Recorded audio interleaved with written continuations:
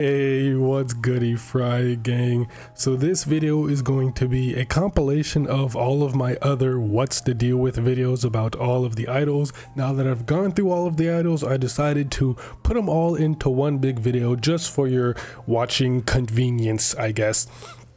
And if you haven't noticed, I've done this for quite a few videos on my channel.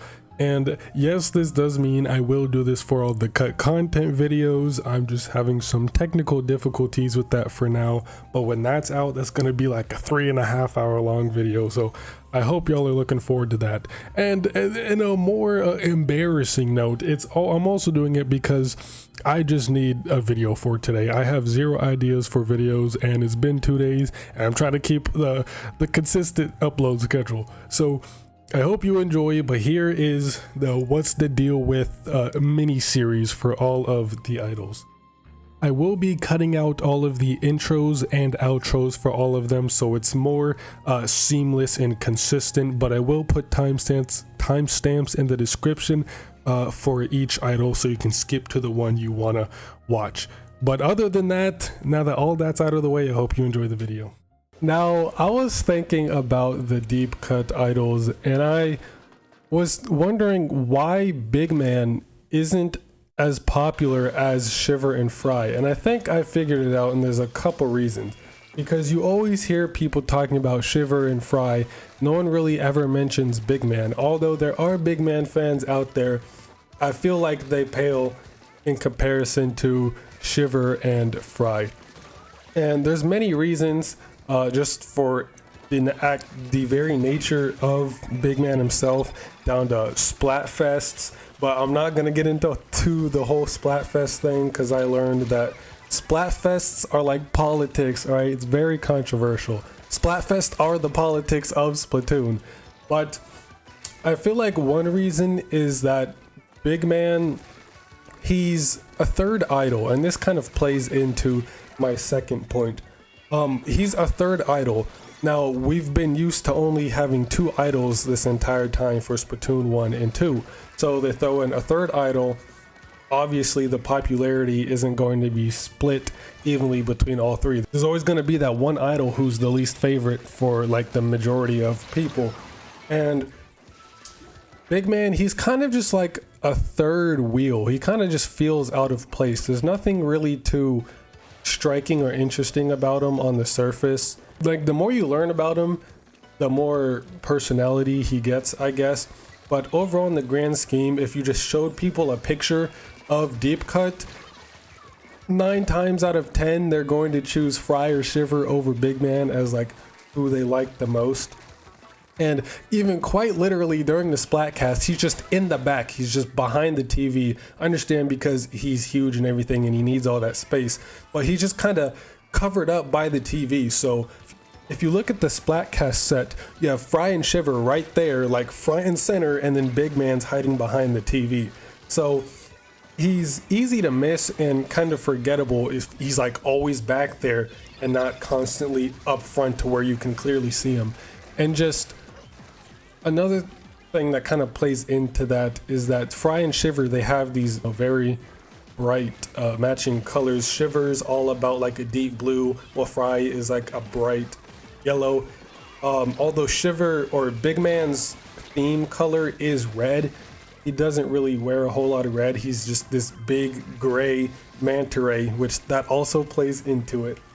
But considering the theme of Splatoon 3, like the main primary colors are purple and yellow, you know, Shiver and Frye kind of match that very well, so they fit into the theming of Splatoon 3 itself, again making them more recognizable. And another one is we've always had like Inkling or Octoling idols.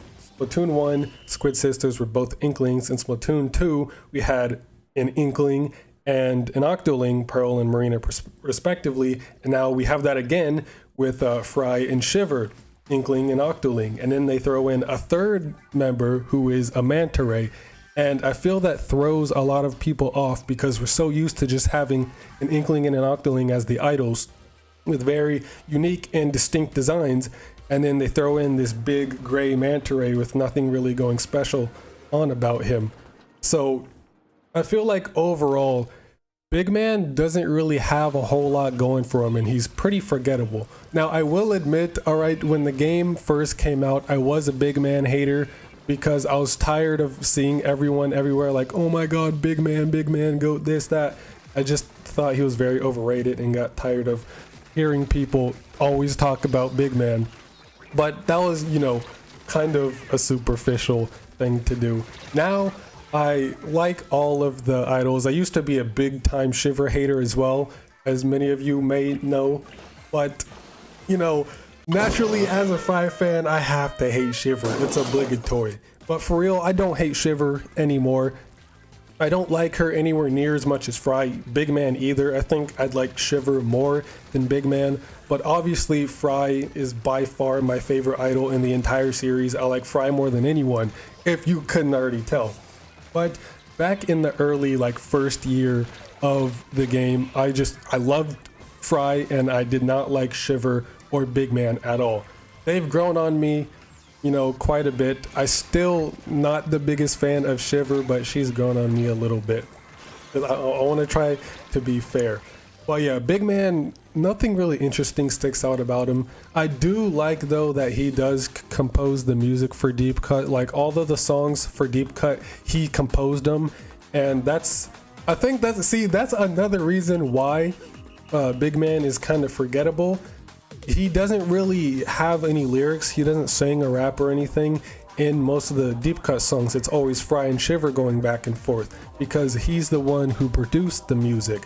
So although everyone has a role in the music, he produced it, so he doesn't really have to sing or anything for the songs. Shiver and Frye will do that as their contributing part since he composed the music.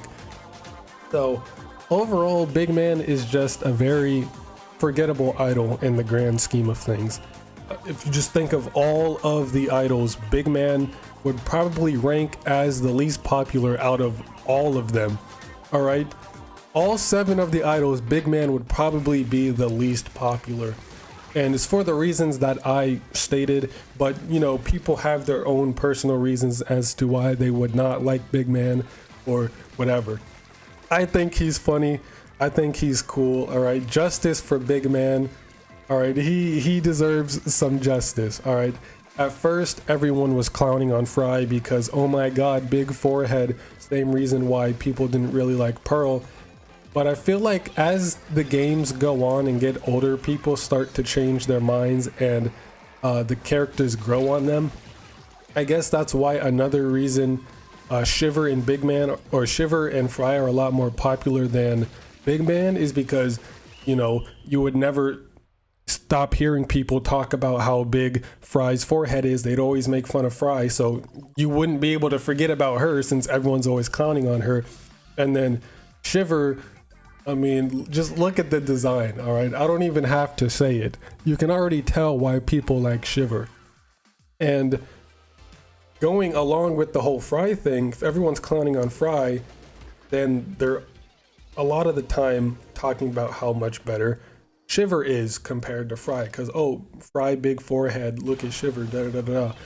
But yeah, Big Man's getting shafted, right? Big Man got shafted. He's been treated dirty by the community. All right, justice for Big Man. He's a cool character, but I feel like he's not really interesting enough on his own to warrant the popularity that Frye and Shiver have. All right, we already knew Frye and Shiver were going to be popular, but Big Man, he kind of just feels forced or just kind of in there.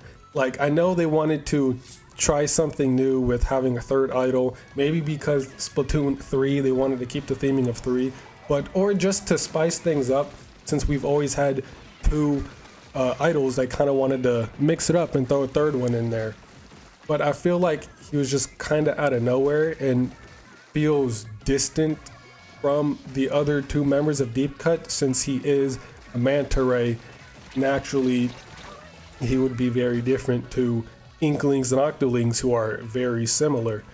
So yeah, there's plenty of reasons why Big Man is slept on and forgotten, but I think he's a pretty cool character. all things considered. Like now, before I would not like him at all, but now I think he's pretty cool. He does make some straight fire though, some banger ass songs, and Liquid Sunshine is amazing. All right, he was singing in there too. I love Liquid Sunshine, one of my favorite songs. Definitely, probably my second favorite Splatfest song, right behind Ebb and Flow. But yeah, Big Man's a cool character and he deserves some more love. Now, my last video was going over Big Man and why he was so unpopular. But a lot of you in the comments let me know that according to the Splatfest and just overall, Frye is the least popular deep cut member. Big Man has a pretty sizable following. It's just that the Shiver and Frye fans are a lot more vocal than the Big Man fans, which makes a lot of sense. And that video did pretty well, a lot better than I thought. I decided why not just do this type of video for other idols, and I kind of just wanted to make a video on Shiver and why she is so popular, since there are many different reasons why she's so popular compared to Big Man and especially Frye. And to start, and probably the biggest reason, is her design.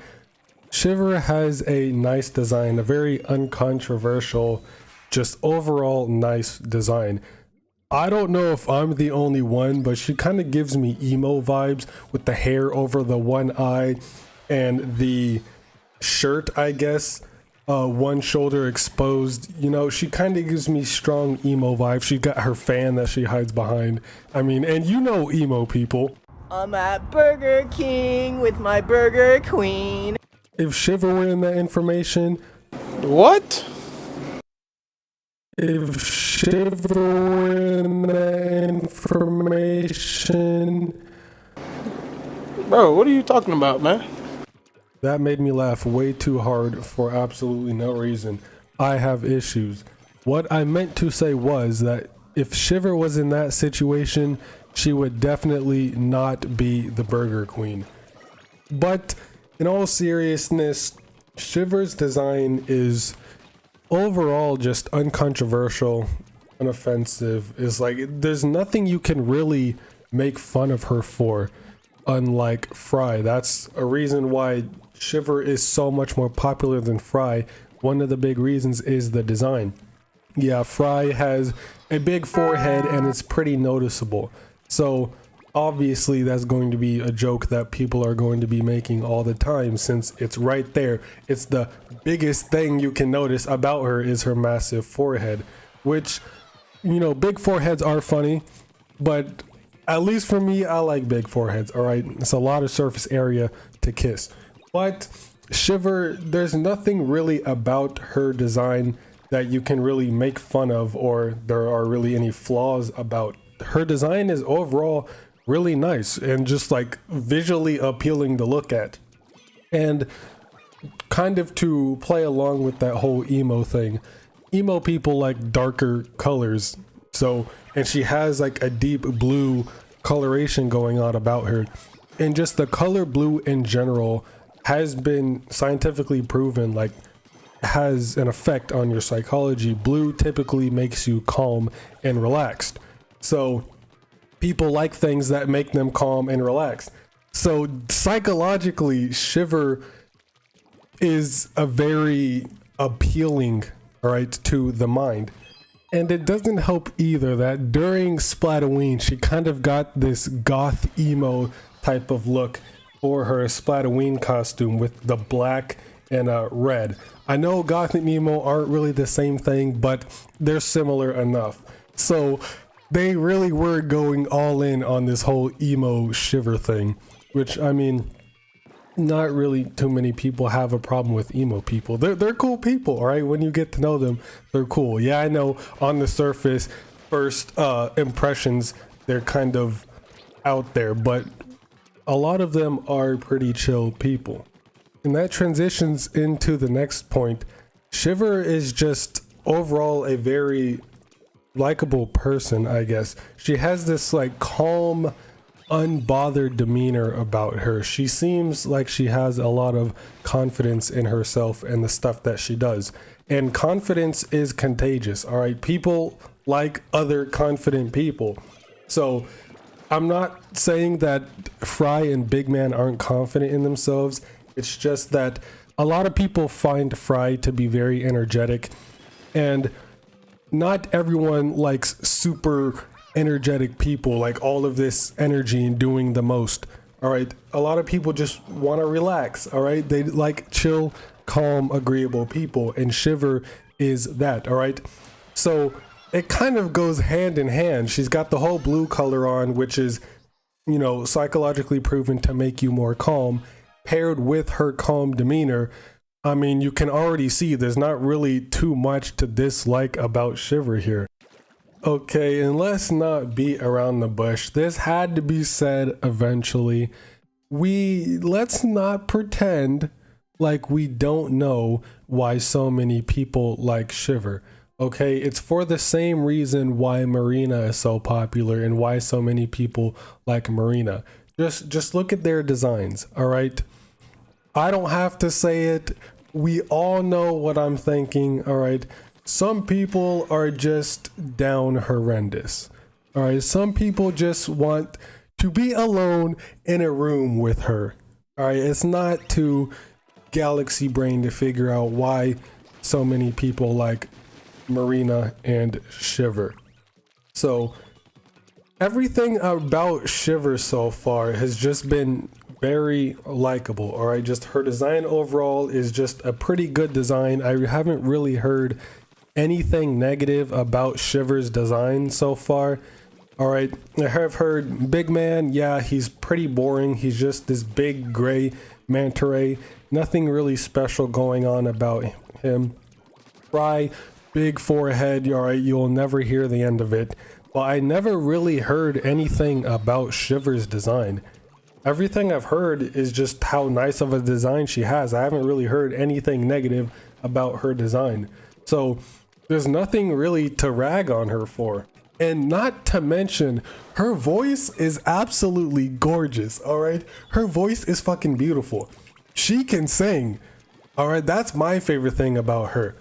She can sing. Some of the songs where she sings in the chorus are insane. Just listen to these. All right, I'm gonna play a couple of them for you. Just listen to the chorus of Fins in the Air.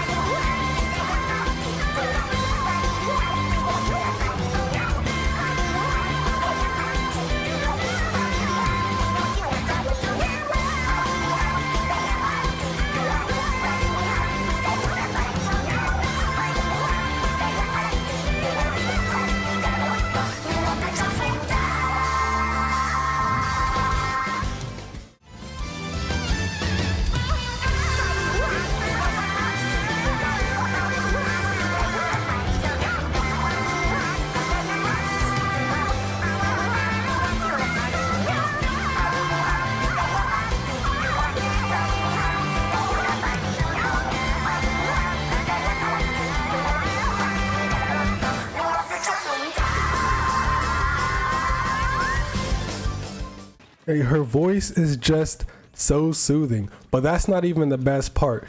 Notably, the biggest example and best example is the chorus during the Splatfest version of Now or Never.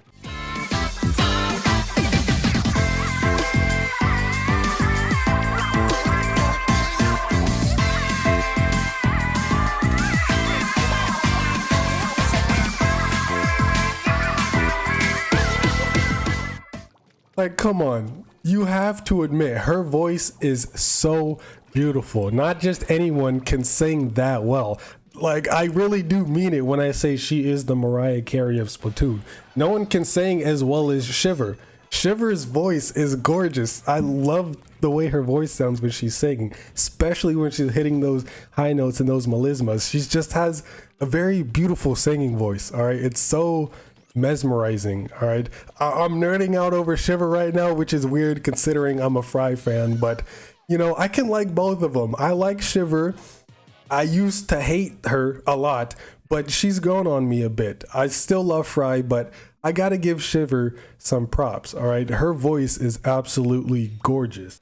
Now, these next two that I'm going to mention don't really hold a lot of weight. These aren't as big of reasons as the other ones, and definitely not the next one that I'm going to discuss. But just generally, when talking about deep cut, people generally list them as Shiver, Frye, and Big Man. So not only Big Man at the end, we've already went over why Big Man isn't as popular as the other two in the last video if you want to go watch that one. But when listing out deep cut, Shiver is always the first one to be brought up.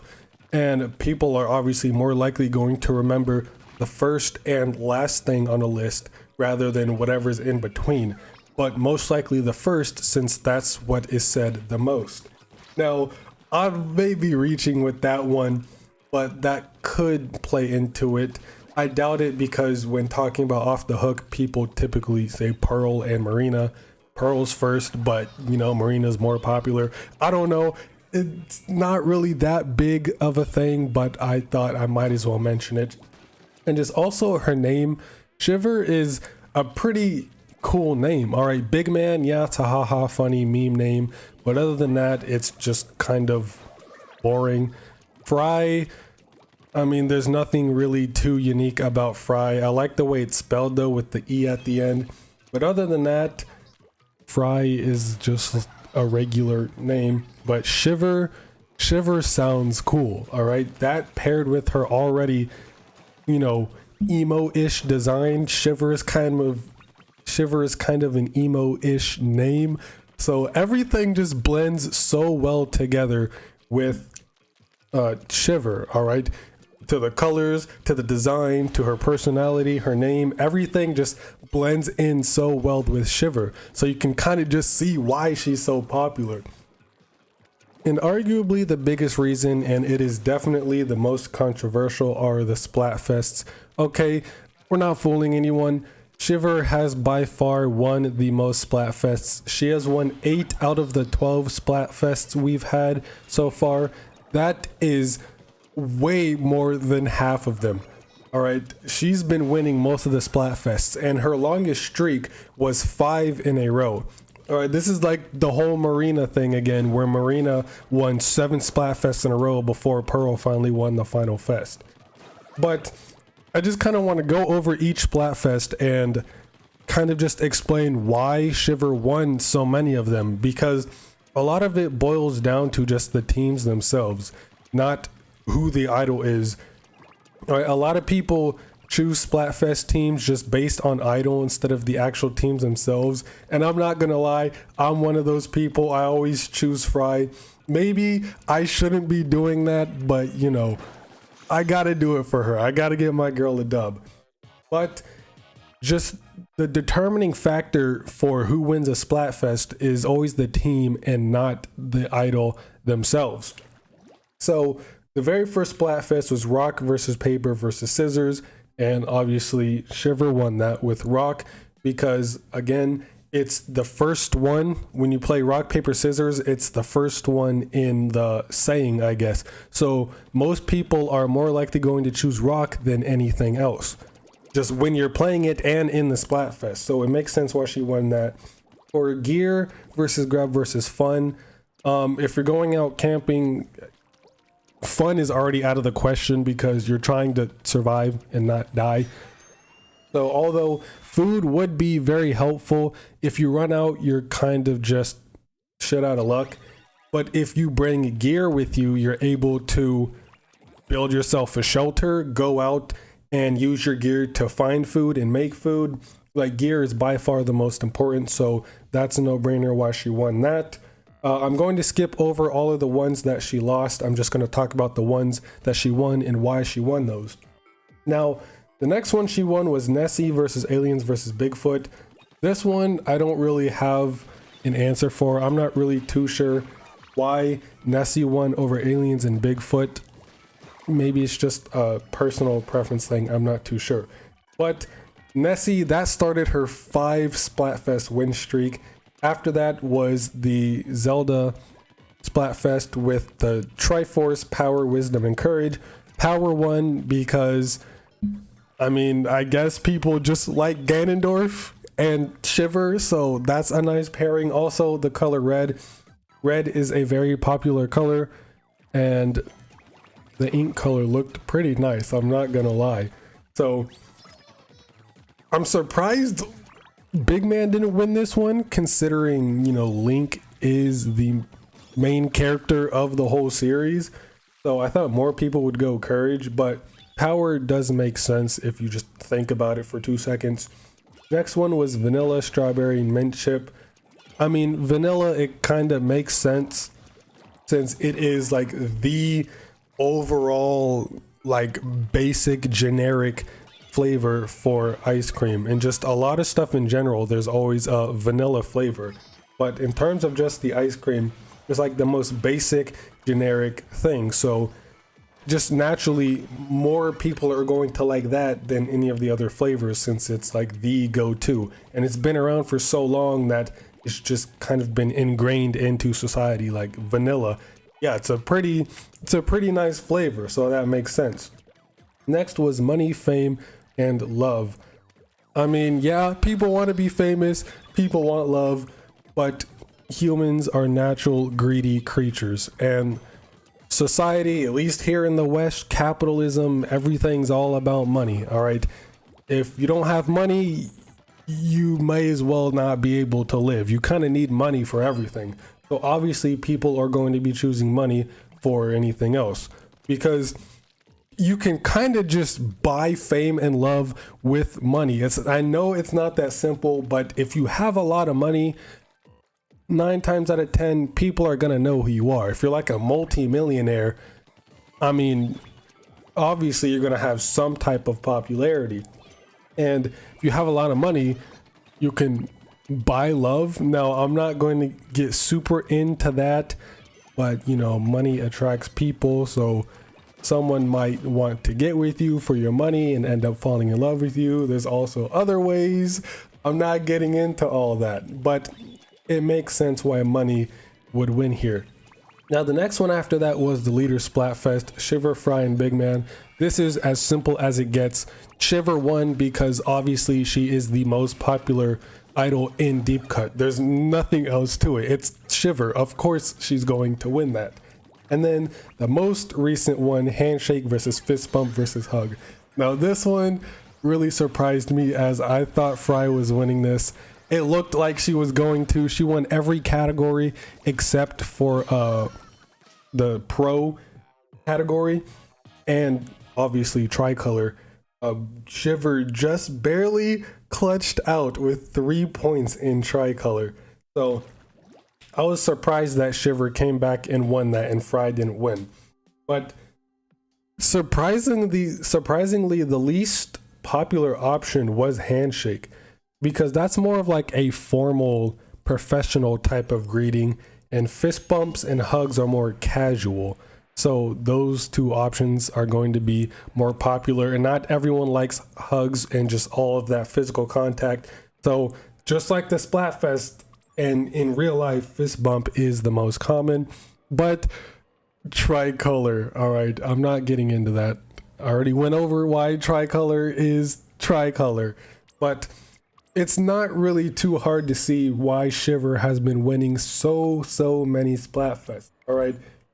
It's the teams. A lot of people say, oh, Splatfests are rigged for Shiver, when that's simply not the case. It's just that she's always, most of the time, has the best team. So the Splatfests aren't rigged. All right, it's not the Japanese people with their bias towards Shiver. It's just that she generally has the better teams for the Splatfests. All right, most of the time she has the best choice. So obviously she's going to win that. And lastly, as much as some people don't want to acknowledge this fact, it's a pretty simple fact, and it's just that Shiver is a female idol. Okay, it really is that simple, at least compared to Big Man. Big Man was the very first male idol we got in the series, so already he has a lot of competition where a large majority of the characters in the series are female anyway, so that is going to impact him a lot. Not only that, every idol we've had has been an Inkling or an Octoling, and he's a manta ray, so he's just so far removed from everything else, and he just doesn't really have an interesting design. He's just this big gray manta ray with nothing really special going on for him. All right, I feel Big Man got done so dirty. There is so many different things differently they could have done with Big Man to make him a lot more popular than he is now. He's not talked about as much as Shiver and Frye, and that could just be to Shiver and Frye having very vocal fan bases.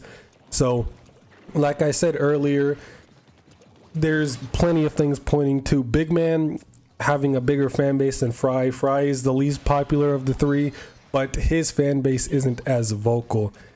But Shiver is a female idol, okay? So obviously she's going to be among some of the most popular, since all of the other idols we've ever had are also female.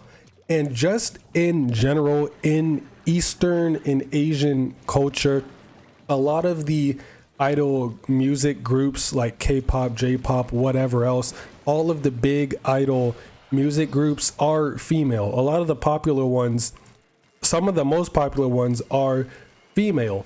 So obviously Japan is a big influence here for Splatoon. This is a game created by a Japanese company, so it's going to have a huge Japanese player base, and a lot of them, I assume, like those female idol groups, so obviously they're going to like the female idols in the game. All right, Big Man just gets shafted. All right, Big Man just got done so dirty in this game, but this video isn't about Big Man, so it's not really too difficult to see why Shiver is an overall very popular character. All right, down to the colors, her personality, her design, her winning a lot of the Splatfest, so there's going to be a lot of talk around her.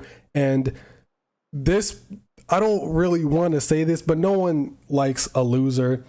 All right, people generally like other people that are successful and winning. And if Shiver is winning most of the Splatfests, a lot of people are going to like her because she's winning. So that's also something else about it. Shiver just gets the best Splatfest teams a lot of the time. So Frye and Big Man are getting shafted pretty hard. They're giving a lot of the best teams to Shiver. Now, some people may say that's rigged, but I'm not going to weigh in on that. I don't think it's rigged. I think that's a pretty stupid thing to say, that Splatfests are rigged. All right, it's just that Shiver gets the best teams a lot of the time. They could switch them around, but they really have no idea who's going to win. All right, as we saw with this recent Splatfest, everyone thought Frye was going to win, and then here comes Shiver winning, clutching with Tricolor. So it's not rigged. All right, they don't plan out who wins. That's just nonsensical. But Shiver is just an overall very inoffensive and uncontroversial character. Well, uncontroversial isn't the right word considering the Splatfest, but just her design at least is uncontroversial. There's nothing really wrong with her design. It's a pretty decent design, all right, compared or paired with the colors and her personality. Just everything around her, about her, is generally likable. There's nothing really to dislike about Shiver except for the fact that she keeps winning these Splatfests. But other than that, Shiver isn't really a bad character. But yeah, Shiver is overall a very likable and cool character. There's not much to dislike about her, so that's why she's the most popular. I don't know if she would be more popular than the Squid Sisters. I doubt she's more popular than either one of them, considering the Squid Sisters, they were the first idols. Splatoon 1, it started the series. So a lot of the times, and this goes for any media, sequels are most of the time not ever going to top the originals. The originals will always beat out what comes after. All right, so you're going to be very hard pressed to find someone who says that Shiver is more popular or better than the Squid Sisters. All right, Deep Cut may be more popular than Off the Hook. I really doubt that, considering a lot of people love Off the Hook, including myself. They are my favorite idol group of the three, but due to like recency bias and, you know, Splatoon 3 is the big Splatoon game everyone's focusing on right now. It's just that because Splatoon 3 is happening now, a lot of people are still like riding the hype of Deep Cut in Splatoon 3. So because it's happening now, a lot of people are liking Deep Cut. Give it to like Splatoon 5, all right, then we can compare Splatoon 1 through 3. Deep Cut may be less popular than Off the Hook and Squid Sisters still. But I don't know, that's just a theory, a game theory. But yeah, Shiver is a pretty cool character, and I kind of regret hating on her. Not really regret hating on her. It was not...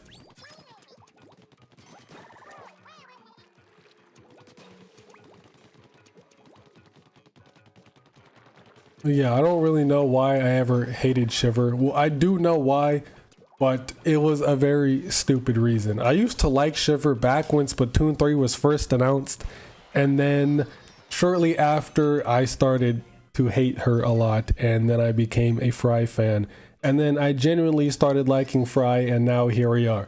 But, you know, I'm starting to warm back up to Shiver, and she's going on me again. She's cool. I like all three idols of Splatoon 3. There's not a single idol I dislike, except maybe Callie. Callie's probably my least favorite idol out of all of them, with Frye and Pearl being my favorite, as y'all know.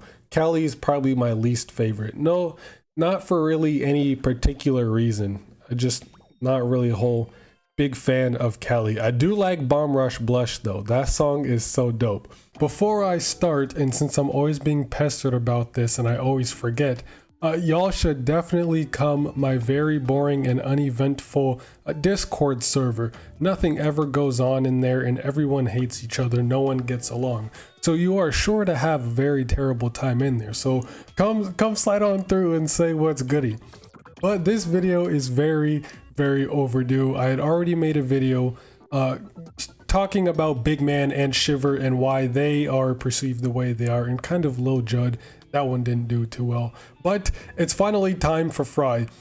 And the reason why this video was put off for so long was, first, I didn't even really know what to put in the thumbnail. All right, I was stuck for so long trying to think of why so blank, that word. I couldn't figure out that word for the life of me. And even after thinking about this, I still don't really even know what it is about Frye that she's perceived the way she is. It's still kind of tough to figure out. Before we even get into all that, I kind of just want to debunk one of the dumbest and most ludicrous ones I've heard. One of the reasons is that, you know, she's a person of color. All right, Frye being Indian, I don't think anyone hates her or dislikes her, thinks she's disgusting or whatever because she's got a little bit of melanin. Now, mind you, unfortunately, there probably are some people who don't like Frye for that reason alone, which is very fucked. But overall, no, okay, that's just dumb. It's not because she's a person of color. And I mean, even the previous game debunks that with Marina. Marina was by far the more popular idol for a large part of Splatoon 2's lifespan, and just like Shiver, Marina was the one winning Splatfests over and over and over and over again. She won 7 in a row. So okay, so just because they got a little bit of melanin, that doesn't mean anything. Okay, that's wild to think that. But I think a large part of it is because of Frye's design. Now, a lot of people aren't too fond of Frye's design, and I can see why. I don't necessarily agree with it, but I can understand why. I mean, first, you already know, we all know her forehead. Everyone makes fun of how big her forehead is, this and that, that and this, which I never really understood forehead jokes for Pearl and Frye because their foreheads aren't even that big. They're normally sized, their hairlines are just pushed back. So it looks like their foreheads are massive when they really aren't. Not gonna lie, the forehead jokes do get a little bit tiring and old to see. But Frye's outfit, I like her outfit a lot. I think it's adorable and fits her very well, but I can understand why people don't like it. The yellow crop top is very nice, but it's the pants and the open-toed socks. The open socks like that, I'm not a fan of. I don't like that. I don't like feet as it is, and that just doesn't look right. And then the pants, it just kind of looks like she's wearing a trash bag, which I think is funny, but at the same time, that's so disrespectful to my girl Frye, bro. Y'all cannot do her like that. How are y'all gonna do Frye like that? She's not wearing a trash bag. Okay, I've seen some people say that, and it makes me laugh every time, even though it shouldn't. I love Frye, but it kind of does look like she's wearing a trash bag. I'm not even gonna lie. Which, I mean, adds to the, like, adorable factor of it. So, I mean, hey, it's a pass for me. And I haven't really played too much of story mode at all. I'm not really a big fan of any of the Splatoon story modes, except for the DLC ones, funny enough, Octo Expansion and Side Order. I'll play those over and over and over again before I even beat any of the story modes once. It's kind of sad. But yeah, even though I haven't played much of the Splatoon 3 story mode specifically, I don't know too much about Frye. I don't know if she gets lore in the story mode, but her personality is like very goofy and all over the place and just wacky. Now that is very endearing and charming for a lot of people. Like, I think that shit is absolutely adorable. It fits her so well. I love my goofy gal. But a lot of people find that very annoying and think it's immature and whatever, which I understand. Like, in real life, I don't really like that either. People just being all over the place and extra for no reason. I can't stand that. But for some reason, it's different for Frye. I don't mind it for Frye. So I can see why people wouldn't like that, but it's really not that bad. And I was even looking online because I'm so confused about it. I even went and looked online to see why people don't like Frye so much. And what I came across the most is just her design and her forehead. A lot of people don't find her design appealing. She's kind of have like an unconventional design, not really with like her outfit, but just like herself with like her ears, the eyelashes, the eyebrows, typically just like her face. A lot of people find her to look very weird, not really appealing, which, I mean, I guess is fair. Not everybody is going to like everything, but overall, I don't have an issue with Frye really at all, if you couldn't tell, minus the toeless socks. Those shits can go. Give her like full-on socks and then she'll be a perfect character, I swear. I don't like those goddamn socks. And it's so like weird to play with because obviously I gotta rock the full Frye amiibo outfit when I'm playing in game, but those socks are just But other than that, Frye's amazing. I love everything about her. I do hope if Splatoon 4 for some reason does have Deep Cut returning, I do hope we get some more lore on Deep Cut, just like we did for Off the Hook in Octo Expansion and Side Order. They're getting the real treatment here, and just like Squid Sisters did in Splatoon 2 and 3. So I'm hoping in some future game or whatever, whether that be the art book or whatever, that we'll get more Deep Cut lore, because I gotta learn more about my girl Frye. And for the last part, this is probably the most controversial, but it is definitely a factor, and it's kind of like an Ouroboros. It's like a self-fulfilling cycle. So you already know we gotta talk about Splatfests. Frye has lost so many Splatfests. She's lost most of them. And even when she's given the best teams, she'll still lose. And that's just because I think Tricolor is a bit wacky and needs to be reworked a little bit. But I'm not getting into that again because that made a lot of people mad for some reason. But yeah, Frye has lost a ton of Splatfests. And I have no doubt that some people will just absolutely refuse to choose Frye's team, even if it's a team that they like, just because they don't want to lose a Splatfest. And so the fact that Frye keeps on losing Splatfests could like in turn subconsciously make people start to not like Frye. And since they don't like Frye, they won't choose Frye's team, so she will continue to lose Splatfest. It's just a self-destructive cycle.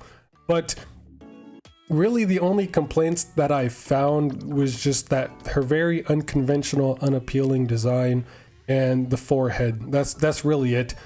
I mean, the personality too, it's just like Callie times 300, just even more just energetic and over the top, which I can definitely understand the turnoff to, since I'm not a fan of that either. But yeah, my girl Frye needs some justice. Give it like a year or two when the forehead joke starts to run dry, then people will come around and truly appreciate Frye. So all of my day one Frye enjoyers, I'm here. We're here. I love Frye. All of you fakes who gonna start liking Frye now that the forehead jokes are over, yeah, you know, stay with Big Man. All right, we don't want y'all. We do not claim you. Stay where you're at. True Frye enjoyers over here. Little bit of a lazy video today. I'm suffering from a bit of burnout, so I'm not really in the mood to make any big videos, but those will return. That video I teased last video will be coming soon. I just need to find the motivation. But I've already covered all of Deep Cut. Now it's time to move on to Off the Hook, and who better to start with than Pearl. So what is the deal with Pearl? Now, it was kind of hard to come up with a word for my girl. So for the thumbnail and the overall theme of the videos, for Frye was why so conflicted, Shiver was why so popular, for Big Man, why so unpopular. But it's kind of tough for Pearl since the public opinion and her overall reputation has changed drastically from launch of Splatoon 2 till now. So the way people see her now is way vastly different from how people saw her back when Splatoon 2 was first announced and came out. And there's a couple reasons for that, but I guess redeemed would be a nice word for that, since she kind of has redeemed herself and people don't really clown on her and hate her as much as they used to. And a big reason why the opinion on her has changed so much is basically because of Octo expansion. The art book as well to a lesser extent, but more so Octo expansion. Pearl just got more involvement in overall story. She got some more lore and backstory in the art book, but she was engaged a lot in Octo expansion on top of the new designs, which I will get onto in a bit. But yeah, Octo expansion really did help shoot Off the Hook in popularity. They were already super popular, but Octo expansion really shot them up there into the stratosphere. A lot of people's favorite idol groups out of the three, Deep Cut, Squid Sisters, and Off the Hook, is Off the Hook, mainly because of Octo expansion. Just imagine how differently the perceptions of Pearl and Marina would be if we never got Octo expansion and they were just in side order, or they weren't even in side order and we just had them in base game. It would be very different from what we have now. Now, I'm not going to go too much into Pearl's backstory and everything about her. I could make a whole separate just lore video on Pearl herself. That would be kind of cool. I could probably do that. But at least for why I like Pearl, okay, for the reasons I disliked her at first, I'm not gonna lie, I used to be a big time Pearl hater. I was a Marina fan, okay? When I first got into Splatoon 2, I was a huge Marina fan. I did not like Pearl at all. And no, it's not because of the forehead, all right? I'm sane, all right? I'm not that unhinged. I didn't dislike Pearl because her forehead. I just kind of thought she looked ugly, not gonna lie.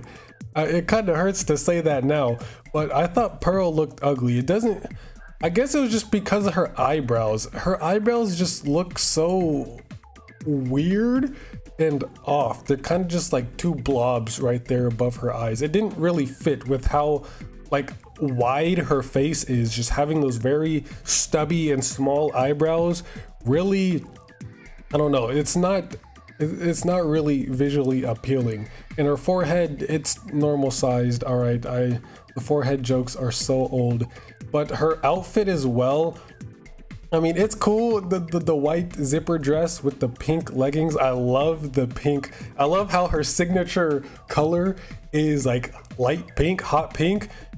I love that because that's my favorite color. So that's a huge reason why I like Pearl now. But just the overall color scheme is very nice, the white and the pink. But the dress, I don't know, I'm not really a whole fan of that. It doesn't really seem to fit Pearl much. And speaking of that, she's got like this whole pop princess theming going on, which doesn't really fit her, considering she's just like a stereotypical rapper, which her Octo expansion outfit fits her much better. That thematically fits so much better. I guess that's another reason why I like her Octo expansion outfit more. But just her design doesn't match her personality.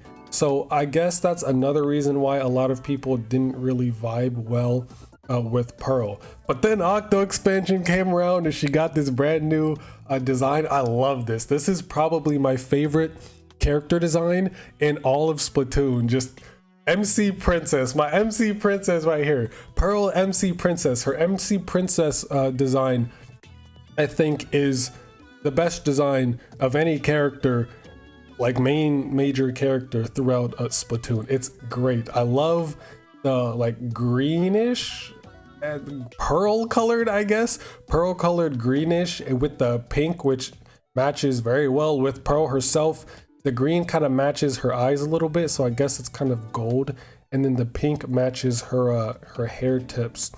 And then those shoes, those like holographic reflective chromatic shoes are very nice. I love the crown, the big ass pendant on her chain around her neck.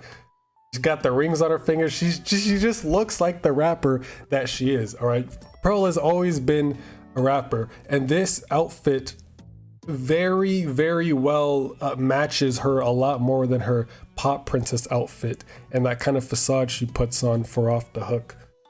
Another nice little detail that I like a lot about Pearl is her name itself. Her name is cool. So her full name is Pearl Hazuki, and in Japanese, Pearl is Hime, so Hime Hazuki, and her name Hime is based on the North Pygmy squid, which is the smallest squid in the world, I'm pretty sure, and translates to princess.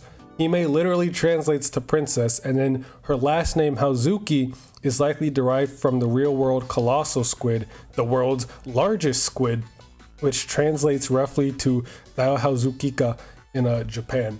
So Pearl's name is based on the smallest squid in the world, but also the biggest squid in the world at the same time. So her name is literally Princess Colossal Squid.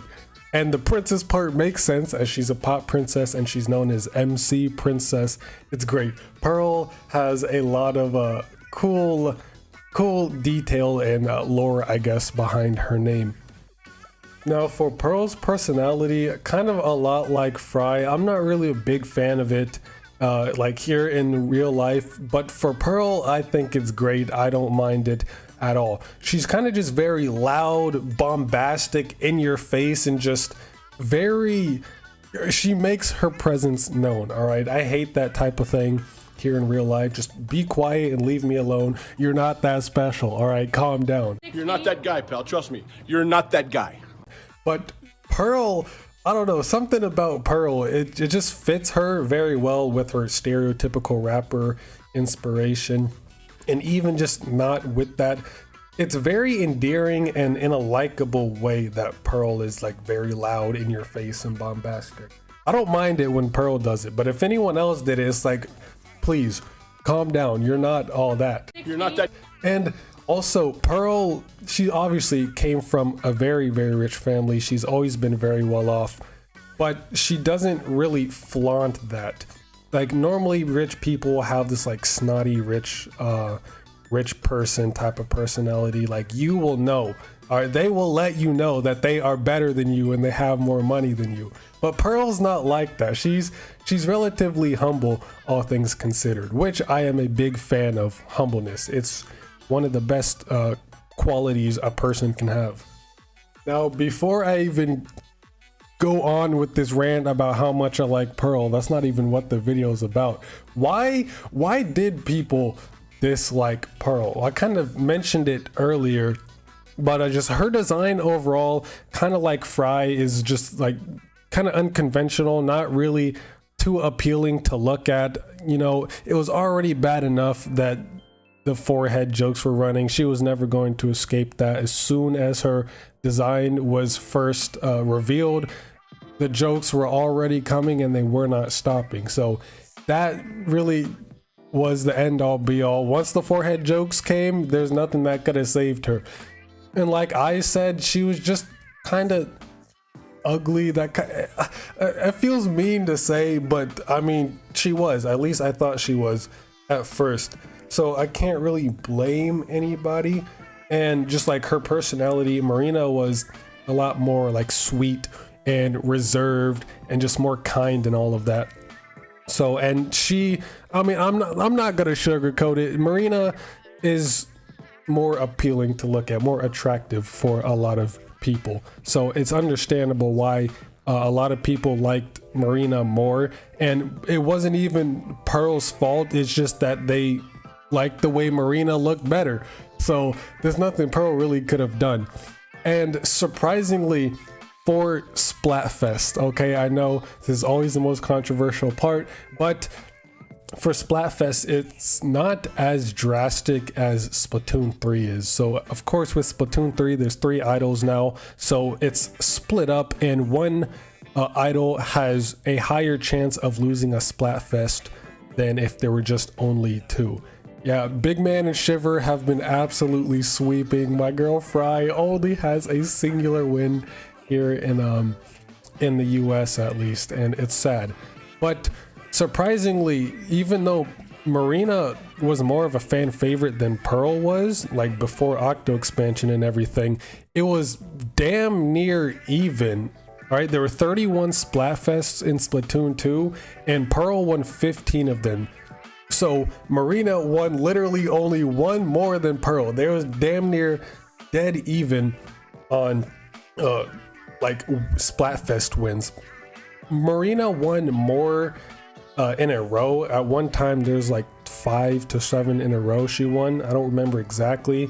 It doesn't really matter how many exactly it was, but Marina was on a steamroll. She was steamrolling the hell out of Pearl. So at least for Splatfest, it was relatively even. So that didn't really have too much of an impact on Pearl's reputation, as you know it does Frye. But overall, this video has been a whole lot of nothing and just me saying absolutely nothing at all.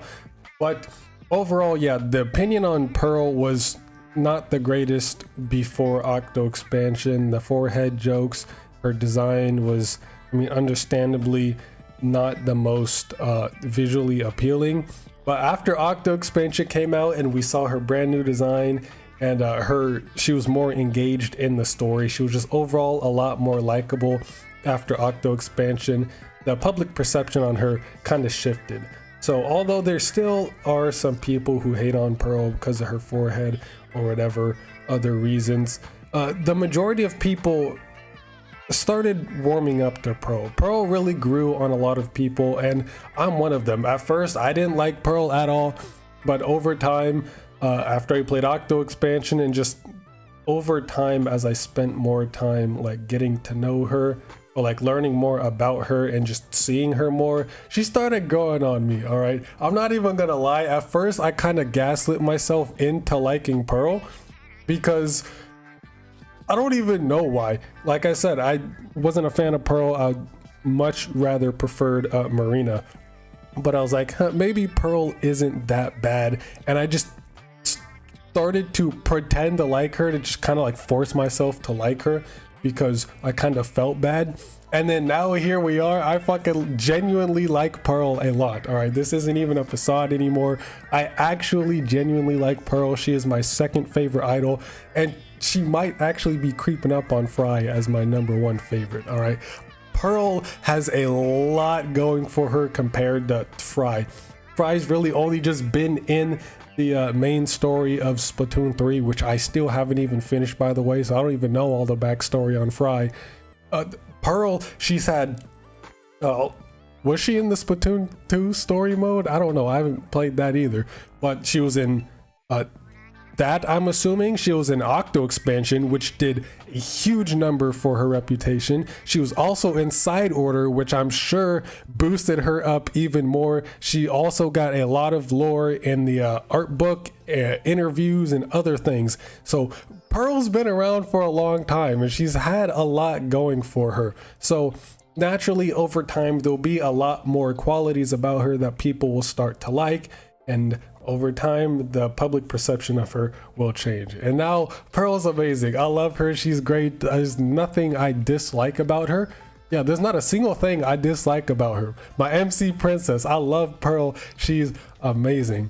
Normally for these type of videos, the what's the deal with videos, I normally will talk about like the public perception of the characters, but for this one I kind of wanted to talk about more of my own opinion about the character, in this case Marina, because overall I don't really see anything about Marina really negative or positive, just people geeking out about her just like they would any other idol, but I haven't really seen anything about Marina. So I think she's just kind of boring. All right, and don't come at me like, oh my god, Marina, she has so much backstory, how could you say that?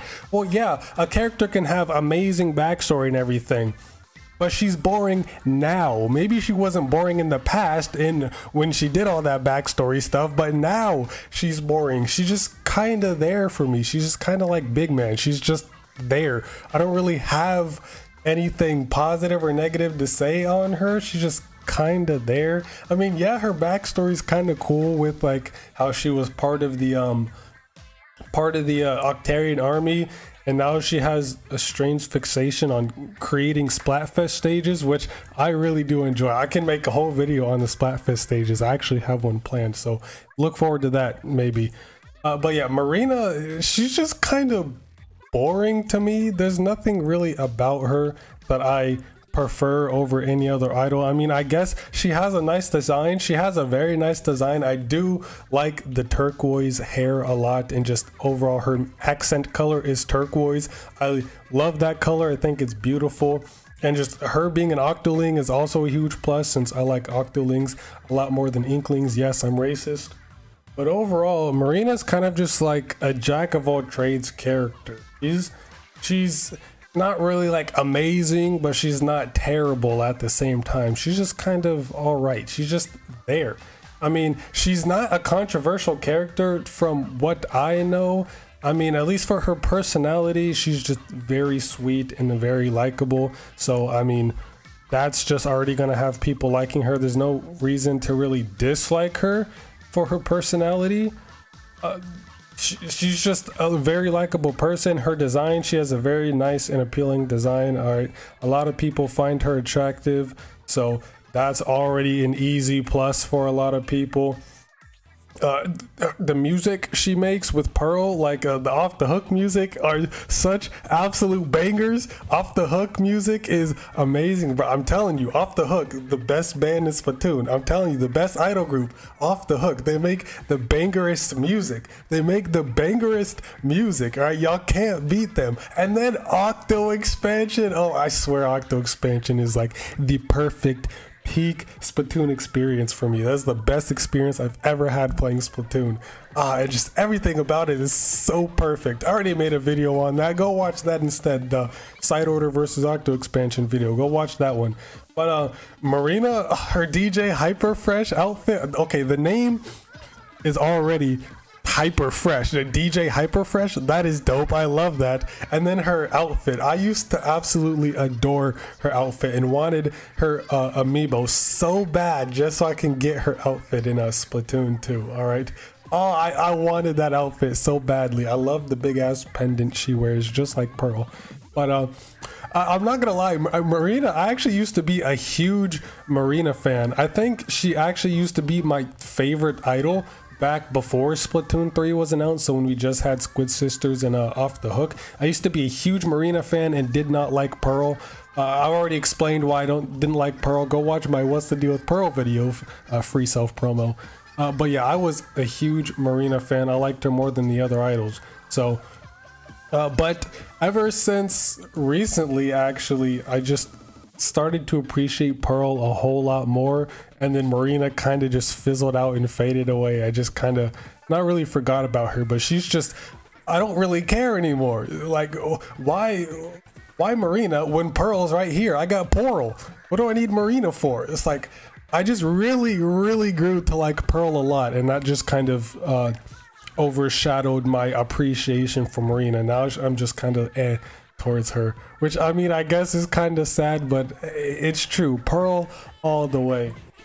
But yeah, one huge thing that I think a lot of people like about her is that the Splatfest stages, she creates all of the shifty stations and Splatfest stages from Splatoon 2. And just her backstory, like I said, she was a part of the Octarian army. She was like a lieutenant or something, right? Octo Expansion gave us a bunch of backstory on her and how she like rose up in the ranks. She was like in some academy, right? And then she rose up in the ranks in the Octarian army, so that's super badass. And then her along with Agent 8 realized how fucked Octarian society was and how much better the Inklings are living, so they wanted to leave that and join the Inklings in Inkopolis Square and wanted to live among them.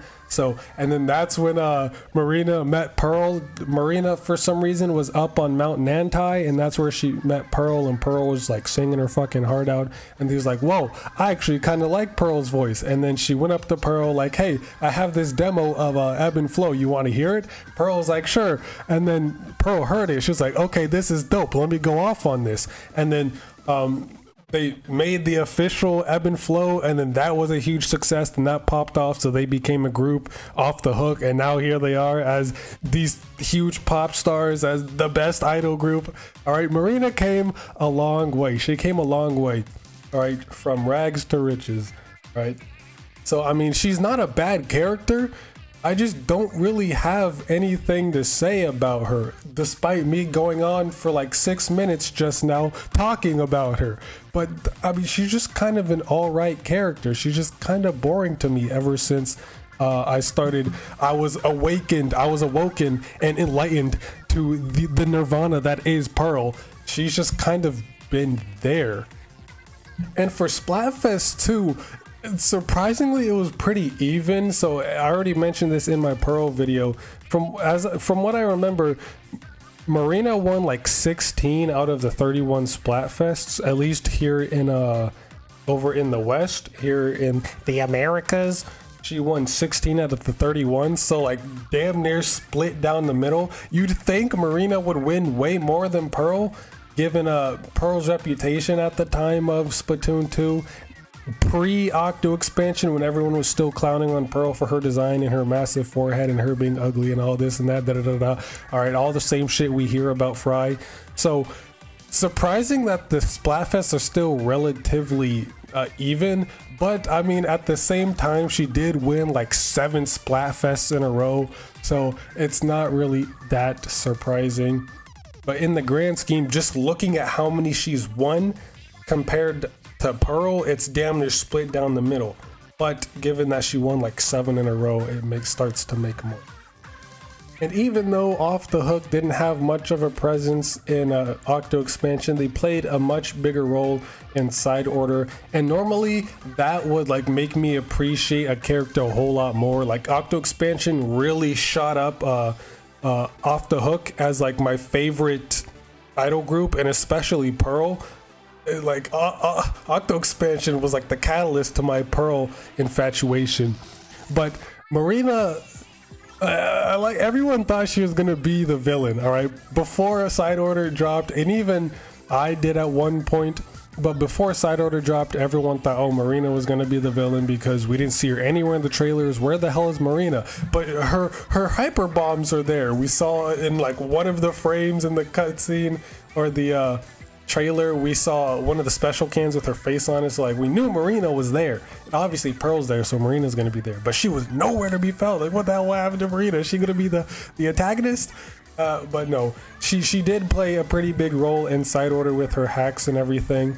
So, but that didn't really do anything for me. I still have like the same opinion about Marina that I did before, that she's just kind of all right. She's just there. I don't really have anything like amazing to say about her. I mean, yeah, she was cool in Side Order. She got a nice new design. Both of them actually. I think she was wearing her Order outfit, right? During the Chaos versus Order Splatfest, in that white outfit she had. Wasn't she wearing that in or Side Order when we fought her as a boss? I think she was wearing that, but like, I do like the orange business suit. Ooh, the opened jacket orange business suit. I'm not gonna lie, bro. I'm not gonna lie. That design, that orange like business suit opened up like that. And, I'm not gonna say anything, but I think y'all know. All right, that I like that design. It's pretty nice. It's pretty nice, but still, Marina, she's just kind of okay. Anyway, I think y'all get the goddamn point. I talk way too goddamn much. I could have said all of this in like 2 minutes, but I just talk way too much, so I'm gonna end it here before people start complaining in the comments. Oh my god, you said all of that, da, da, da. You could have said all this. All you do is rant, da, da, da. Whatever, I don't care. If you don't like that, go watch someone else's channel. Shit, I'll rant as much as I want because it's fun. But yeah, that's it. I'm not gonna talk anymore. Marina, she's just kind of boring, okay? Even though I said a bunch of positive stuff about her and not really anything negative, I mean, I guess she's just okay. I don't really. What do you want me to say, huh? What do you want from me? What do you want me to say? Okay, we already know. Frye, Pearl, Shiver, and Dead Fish. No, Marina is not in that list. Okay, Marina's not in that list. I'm sorry. Maybe she's barely scratching. Actually, no, Marie is above Marina. I like Marie a lot more. But I'll get it to that video next. That's the next what's the deal with character coming up is Marie. And then Callie. I think the Callie video is going to be very funny, especially for Tapeworm. And before anything, okay, don't let this be another Marina situation. Don't come at me like, oh my god, did you just say Marie is forgotten? Did you really say that about my queen? Like, shut the hell up, please get out of here. I don't mean this in a bad way, alright? I don't need TikTok coming after me again for the most tame take of all time. But Marie, it's Marie's time for what's the deal with video. And this one I was kind of struggling with the title. I was thinking maybe why so liked, but I'll save that for Callie. Believe me, I have a lot to say about Callie. But why so forgotten? Because Marie kind of does feel forgotten. Of all of the idols, she's probably... Okay, this sounds weird because none of the idols are forgettable, okay? Except for maybe Big Man for a lot of people. But despite how much I actually like Marie, she's the one I've seen talked about the least out of all the idols. Maybe her and Marina. Well, kind of not really Marina because fucking Pearlina is everywhere, so obviously Marina's there. But in terms of like the individual idols, Marie is probably talked about the least, and I'm kind of curious as to why. And it's not really for any bad reason. Marie is a cool character. A lot of people seem to like Marie. Like the overall perception on Marie of the community is very positive. I don't really see anyone saying that they don't like Marie. I don't think I've seen anyone say that they don't like Marie. So why isn't she really talked about? It's kind of might make sense because she's like very laid back and reserved, likes to keep to herself. I'm a lot like her. All right, me and Marie are a lot like each other. Despite how much I don't talk about her, Marie is probably my third favorite idol. I really do like Marie a lot. We have a lot of the same personality. I know it may not seem like it in the videos, but I'm actually like a very introverted and reserved person. I like staying to myself, my own alone time. Don't bother me, please. Just leave me alone and let me do what I do. A lot like Marie, and she's just very chill and laid back.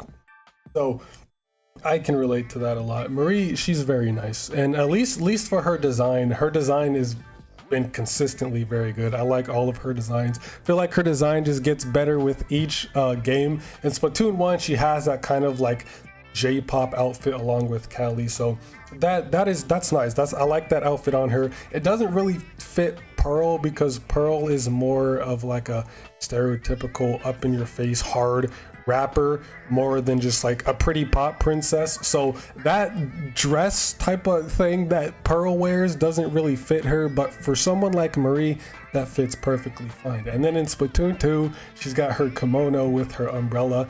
I do like the outfit a lot. I'm not sure if I like it more than her like based outfit, but it does fit her. It's more like tranquil and regal, more elegant, just like Marie. Her personality is of like high status type of thing, so that kimono fits her pretty well. And then in Splatoon 3, she's got the like trench coat. Is that a trench coat? I'm not really sure. This is my favorite Marie design. I like this one more than any of the other ones. Okay, she kind of looks like a forbidden M-word in this outfit. You know, she's actually just Eminem. Marie is literally just Eminem. Okay, mommy Marie.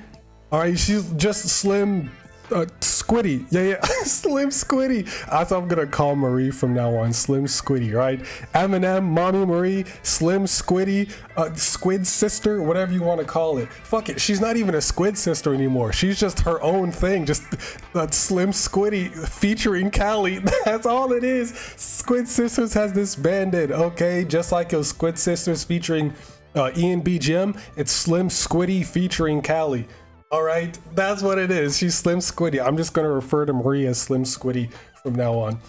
But yeah, Slim Squiddy has a very nice design just overall, and the coloration of her outfit and just her in general. Marie's accent color is green.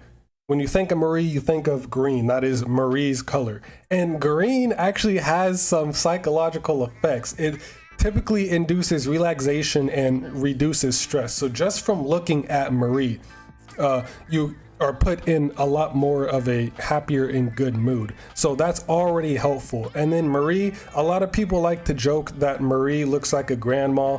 And I mean, even then, grandmas are sweet. Everyone loves grandmas. For the most part, most grandmas are pretty chill and are amazing. So Marie having that connotation isn't really a bad thing. People comparing Marie to a grandma has a positive connotation to it. So it's all just even more reason to love Marie because of the gray hair. And for me personally, I love the gray hair. I'm a really big fan of white hair. So I mean, obviously I play Nier, so I kind of have to be a fan of white hair. I love white hair, so I guess that's one reason why I like Nier so much and like the Nier characters.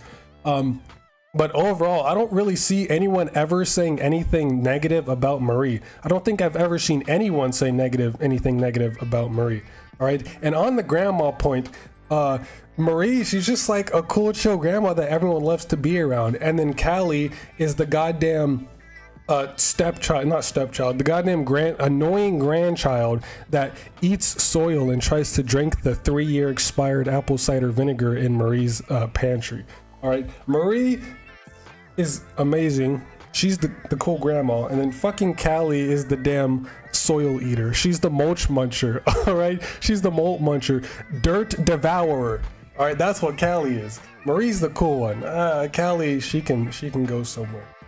But yeah, there's nothing really negative to say about Marie. There's nothing that I dislike about her. I mean, I think some people might dislike her because she mains a charger, and people really hate chargers for good reason sometimes. But yeah, she looks so cool with the charger, like when she's holding her charger. And speaking of that, bro, a couple of days ago, y'all saw I made a community post saying how I so desperately desire Marina gas mask. All right, and then the absolute legend, the GOAT, the Fryethusiast himself, fucking Guy, bro. Guy came in so clutch with this drawing right here. Marie in a gas mask looks so badass. She looks so cool. And then she's got her sniper with the gas mask. It's so fucking dope. Marie looks so badass. Guy, I know you're watching this and you're probably cheesing right now, but someday you need to start doing commissions. Your art is very nice. I love your art style. Just the way you draw things and the detail you put into them is amazing. So I love your art, Guy. You need to start doing commissions one day. All right, you draw too well to not do commissions. But yeah, Guy came in so clutch with this.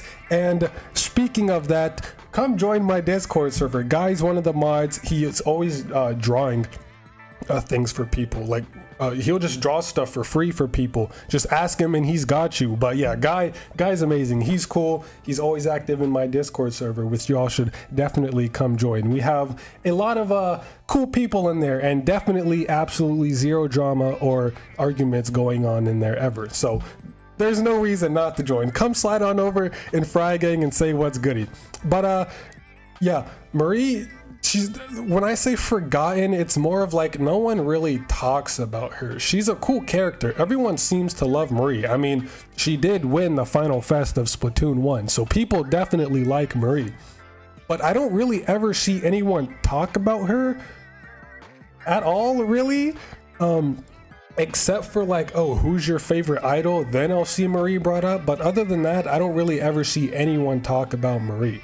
And I mean, I guess because there's not really anything special about her, which isn't a bad thing, mind you. You don't have to be special to be special. There's nothing wrong with being average, and don't let anyone ever tell you otherwise. Being average is completely fine. There's nothing wrong with being normal, an average person. There's nothing wrong with that. You don't have to try to be all going up and over. What is it called? Above and beyond. To be like noticed or recognized. Like, just be yourself. You don't have to be extra to be a cool person. Being average and normal is fine. Okay, so but I get for like Marie, she's just an average idol. She's like the most, I guess, like jack of all trades idol, most well-rounded, least controversial idol, I would say. Marie's just cool. She's laid back and she's chill. We love Marie over here. But yeah, that's really it. This one I was kind of stuck on because there's not really anything bad about Marie. No one really talks about her, and I'm kind of confused as to why. But I mean, I guess there's not really anything to talk about. She does have some cool backstory. Her and Callie as Squid Sisters, just her herself. And then, oh, I completely forgot about Tide Goes Out. Her solo is amazing. I prefer that much more to Bomb Rush Blush. All right, Bomb Rush Blush, don't get me wrong. I will give Callie some credit, okay? I will say something positive about her. Bomb Rush Blush is an amazing song. It's very catchy. I do like it.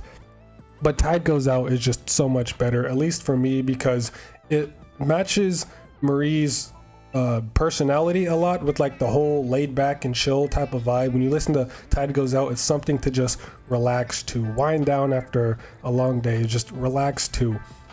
A lot like Marie herself, and a lot like me. I prefer more like slower, calm melodic music like that anyway, so it's perfect. Me and Marie are just the perfect match. I'm so sorry, Guy, but me and Marie are just like this. We are, fingers crossed, we're just like that. But yeah, she's a great character. I love Marie. I don't talk about her like ever, so I'm kind of contributing to the forgetfulness, but she is a great idol. And before, believe it or not, before Splatoon 3 even came out, before we even knew about Deep Cut, Marie was my favorite idol by far. Out of all the idols, Squid Sisters and Off the Hook, Marie was by far my favorite. And then something just snapped, something inside of me. I didn't care anymore. I saw Frye and I was like, whoa, you know what? Actually, that's cap. That is so cap. Never before told lore about me. When Splatoon 3 first came out, or when Deep Cut was first revealed, I was actually a huge Shiver fan. I was actually a massive Shiver fan. I didn't really care for Frye at all. I was a huge Shiver fan. And then it wasn't until I saw everyone else was just losing their minds about Shiver and thirsting over Shiver. I was like, she's becoming too popular. I don't like her anymore. And I mean, I just love rooting for underdog characters, so naturally As the more popular Shiver got, the less I started to like her, and I started rooting for Frye. And then over time, I genuinely started liking Frye a lot, and now here we are. And I started hating Shiver, not gonna lie, I started unironically hating Shiver. But over the past couple months, I've been starting to like Shiver a lot more again, if y'all couldn't tell. I know, it's fucking wild, a Frye fan that likes Shiver. Whoa, glitch in the Matrix, I know. But yeah, I love Frye. Obviously Shiver's cool too, but Marie takes number 3. It was a tie between Shiver and Marie, but top 3 is Frye, Pearl, Marie. I will love those 3 always. They're amazing. Okay, listen, hear me out. I know y'all saw the thumbnail, and before y'all go all Twitter on me, hear me out. All right, this is a social experiment. Let's say this is all just a social experiment to prove a point. To prove my point that TikTok will not watch my videos before they start crying and shitting on me and attacking on me for the tamest takes of all time. Y'all remember my last 2 What's the Deal with videos with Marie and Marina. Bro, these brain-rotted toddlers really started throwing a fit and crying because I called Marina boring. I'm sorry, but if you're that sensitive to where you get that hurt and start attacking someone and throwing a tantrum because I called Marina, a fictional character by the way, boring, there's some mental health help you may need to seek out, because come on bruh, how is TikTok getting this mad over me calling Marina boring?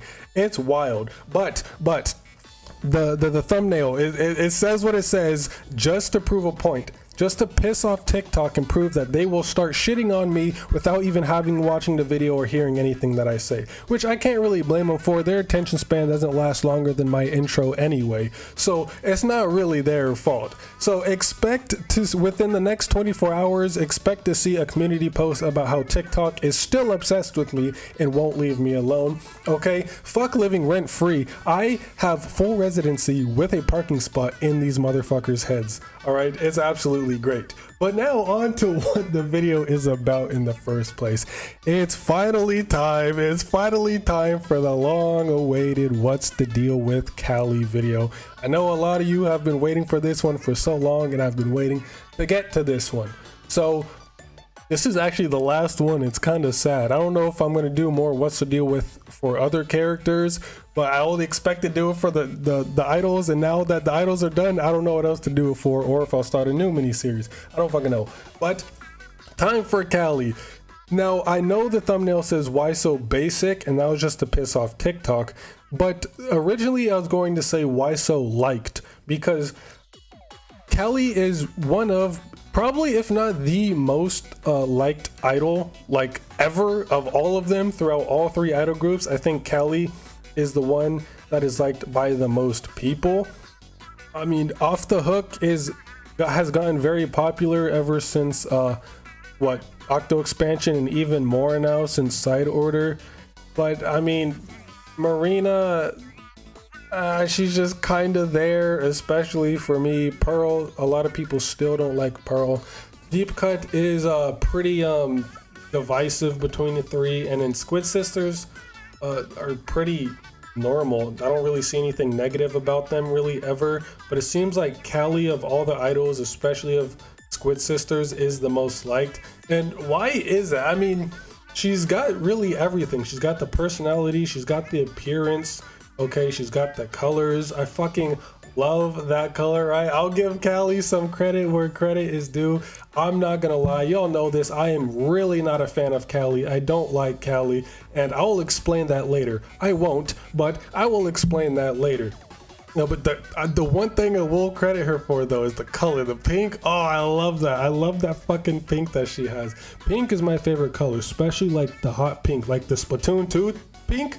I fucking love that, and Callie has that color scheme, so that is amazing. The Squid Sisters have a very nice color scheme, Marie with the green, and then pink for Callie, which just fits them so perfectly. So until Splatoon 3, I don't know why the fuck she's yellow now. I know that's a thing Inklings and Octolings can do. They can like change their colors at will, and I mean, it's literally a mechanic in the game. Every time we have a match, it's a different ink color for each side. But Inklings and Octolings can change their colors just like real life squids and octopi, octopodes, octopuses can change their colors of their skin to blend into their environments. So it's not really surprising. But why did she go yellow? Why did they make Callie yellow? They gave her this like nasty, like piss colored yellow. All right, so like a bright yellow like Frye, that works perfectly fine. That works and fits perfectly on Frye, just like the bright yellow like that. But this more muted yellow doesn't really fit Callie, especially since there's not really any reason why she should have changed from the pink, considering Marie still has the green. So is there any like in lore reason why Callie really changed colors like that? Maybe she matured and grew older, so her color changed as well. I really don't know why that is, and that's really pissing me off that I can't figure out why. But at least for the designs, like I said with Marie, the design with that outfit that they have, the Squid Sisters like pop princess outfit, it works fine for her too, because her and Marie kind of have like the same regalness, I guess. It didn't really work for Pearl, because Pearl's like the stereotypical hard rapper, so that like pretty dainty pop princess outfit really doesn't fit Pearl. Her Octo expansion outfit much more suits her, but Squid Sisters more like dainty and regal and elegant, so these are fine for her, fine for them. And then her Splatoon 2 outfit where she's got the jacket and the beanie, I can't lie, bro, I like that outfit a lot. Fucking Callie has some of the, well, that outfit is one of the best outfits in the series. Of like all the idol like outfits and different designs, that one's definitely up there for me. Despite how much I don't like Callie, I really do like this outfit, and it pisses me off that Callie looks great in a beanie. Callie looks amazing in a beanie, and it really gets on my nerves.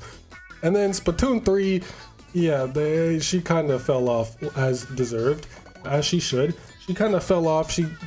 The outfit is kind of the same as her Squid Sisters outfit, except for it's more of a dress instead of like the puffy leg parts. I don't know why she went back to that. That's also yellow. Like, of course, another reason why Marie is just far superior to Callie is that all of her outfits are nice. Marie, I never use this word, Marie slays in all of her outfits, especially the Splatoon 3 one. That trench coat goes so unbelievably hard. And then Callie was basic and went back to her original Squid Sister outfit, so that's no surprise. But another thing though, I will, if there's one thing I will compliment Callie on, it is that Bomb Rush Blush is a banger ass song. Okay, it's a fan favorite. Everyone loves Bomb Rush Blush, especially me. Like, I prefer Tide Goes Out because, I mean, I just prefer Marie, and Tide Goes Out is more my type of song. I typically like slower, more melodic music like Tide Goes Out. I'm not really a fan of the upbeat, like poppy, energetic music. Like, there are some songs I do like from that genre, but overall I prefer songs like Marie's than Callie's. But goddamn, that shit is so catchy. It's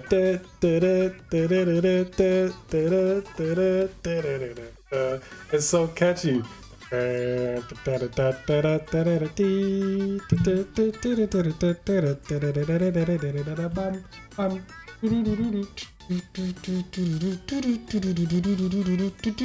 But that shit is so fucking catchy, I swear. I can't get it out of my head. But yeah, Callie. And okay, and you know, we already have to talk about Splatfest. Before we get to that, another reason why people like Callie so much is her personality.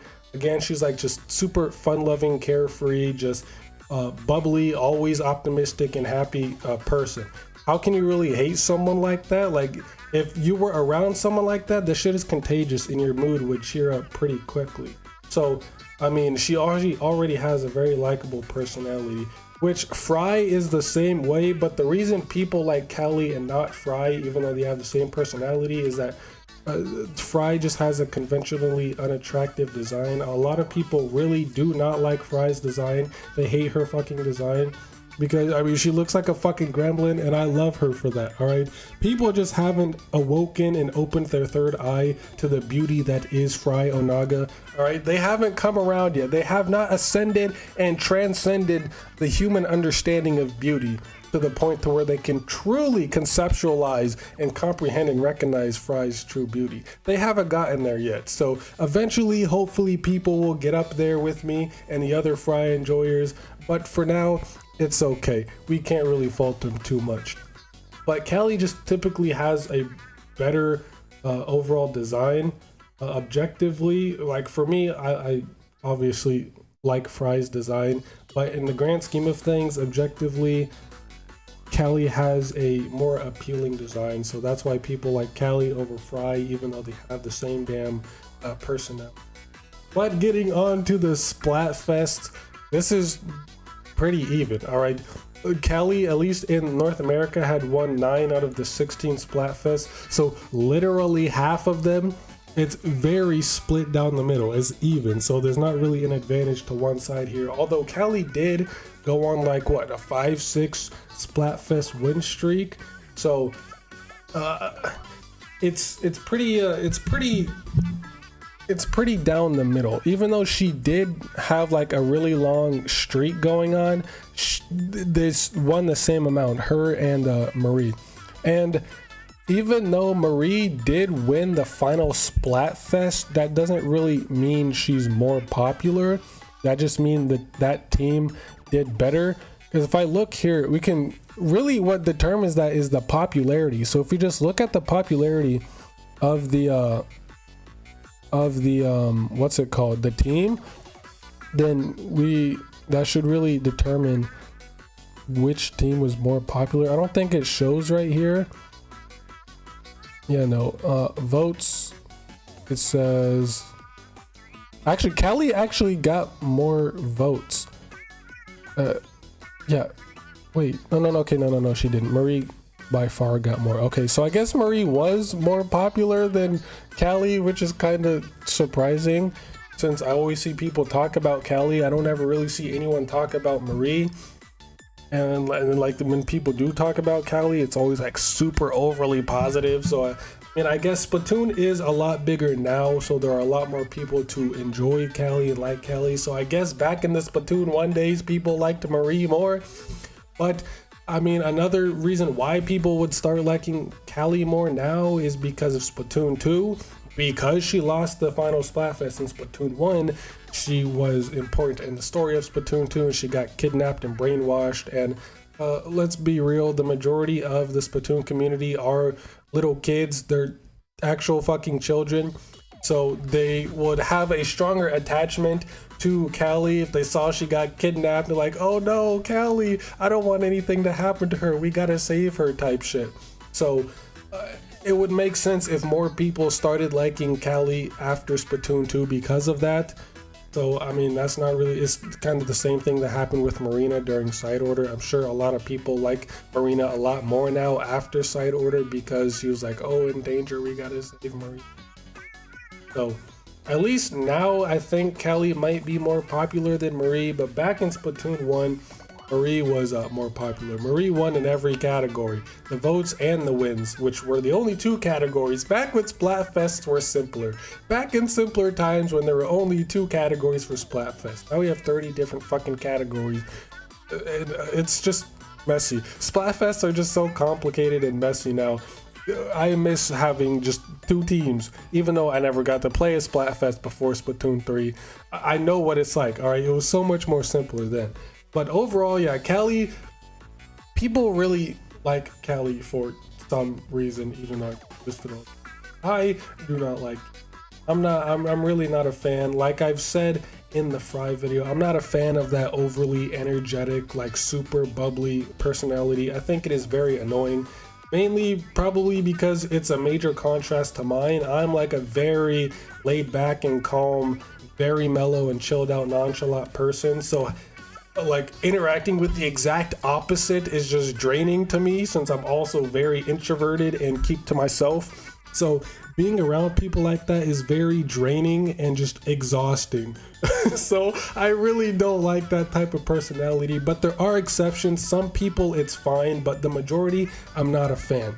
Just like Frye. Frye is an exception. She has the same personality as Callie, but I like Frye, so I guess I can tolerate it more. I don't have an issue with it for Frye. I just like Frye, so she's an exception. I don't really know why I like Frye so much. I think I've just brainwashed and gaslit myself into liking Frye so much that I genuinely just started really liking her a lot. But I've already explained all that. Go watch the Frye video if you want to know. But yeah. As for why I don't like Callie myself, I'm not going to explain that because I think it'll just be funny if I just keep this as like a long-running joke throughout my my videos and in my community about how I don't like Callie, but nobody really knows why, and people will just itch and beg for answers as to why I don't like Callie. But I'm not going to answer that because I think it's hilarious and we'll keep it that way. So I mean, hey, we might never know why I hate Callie so much. Maybe one day in a video I'll do it, in some video I might reference it. Maybe in another Q&A I might reference it. 100,000 subscribers special, I'll make an entire video on why I don't like Callie. Who knows?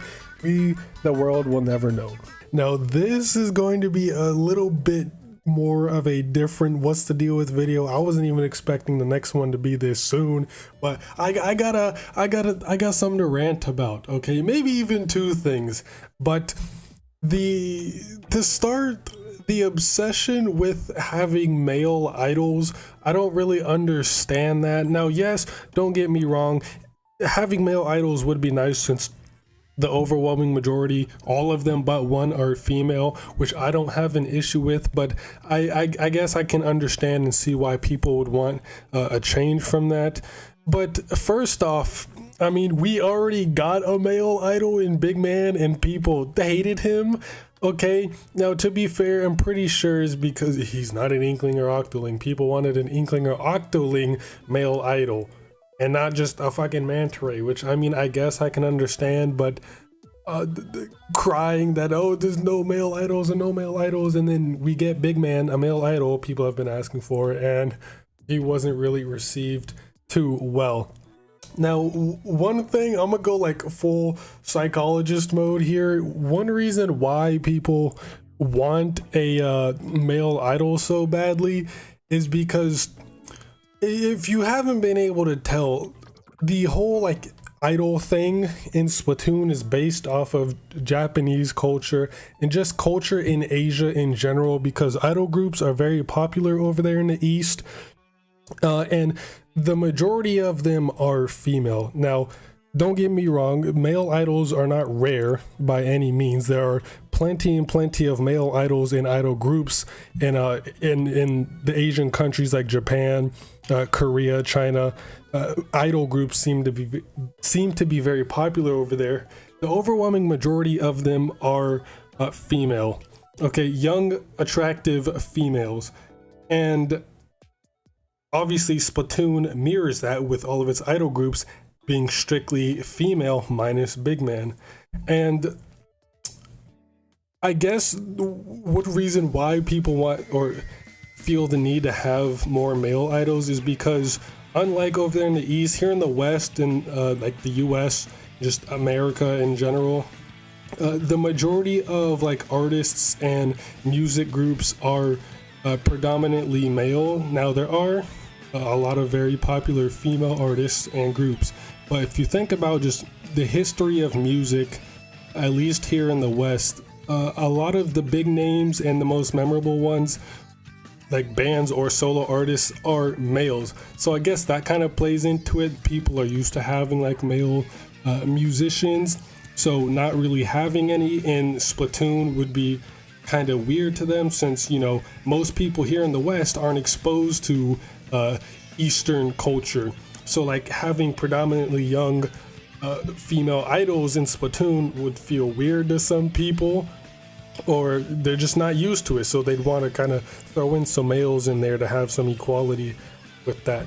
And I guess a case could be made about like the whole idol industry in the East in general could just be appealing to the male fantasy or whatever. I'm not getting into all of that shit because first, I'm not even really knowledgeable enough to go into that. Second, I really kind of just don't care. All right, I really just don't care. But I don't, the obsession with male idols, like I understand wanting male idols, in Splatoon. It would be nice, okay? It would be nice, but the lengths people go to and like how upset people get about there not being male idols and just how much they freak out about it is weird to me. And just Splatoon in general is just predominantly female. Most of the major characters are female, which I don't have an issue with at all, and I'm sure most people don't. Even though the majority are female, there are still plenty of male characters, so people wanting male idols, I don't really think it's to have more male representation in the series as a whole, since there is already enough of that. There's a lot of male characters. There's Sheldon, there's Jalonzo, Gelfonzo, there's Bisque, Krusty Sean, Mr. Grizz, both Judd and Lil Judd, DJ Octavio. Like, there are plenty of male characters in the series, but I guess just for idols themselves, since they are like the most prominent groups and like major characters, I don't know. I don't really see what the big deal about male idols are. Yeah, sure, it would be nice, but it's really not that deep to where you have to throw a fit about it. All right, Big Man's not that bad, okay? I understand he's not an Inkling or Octoling, but does he really need to be in order to be accepted as a male idol? And I understand he was kind of created to be a background character and just be there in the background, but I don't think people realize just how significant Big Man is, at least to Deep Cut themselves, because he's the one who produces all of their music. Without Big Man, Deep Cut would probably not be an idol group, okay? I know people love to say that Big Man, he just doesn't do anything because he doesn't sing. And I really hope people realize there's more to music than just singing, okay? There's a lot more to music than just singing, okay?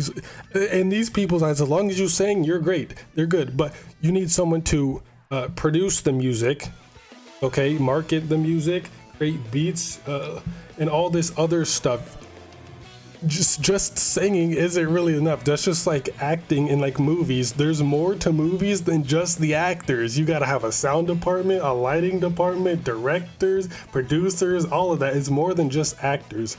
So just because Big Man doesn't sing doesn't really mean that he's not important, and that's just not true anyway. Liquid Sunshine, he was featured on that. He literally has his own entire song with the Anarchy Rainbow, okay?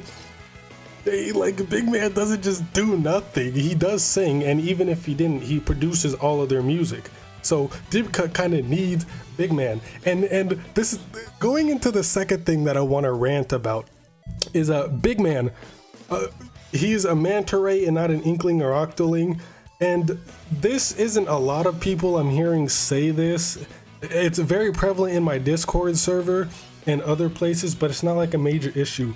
But what is with the obsession and wanting a new playable species? I don't understand that at all, okay? And it kind of pisses me off because people are just so annoying about that shit.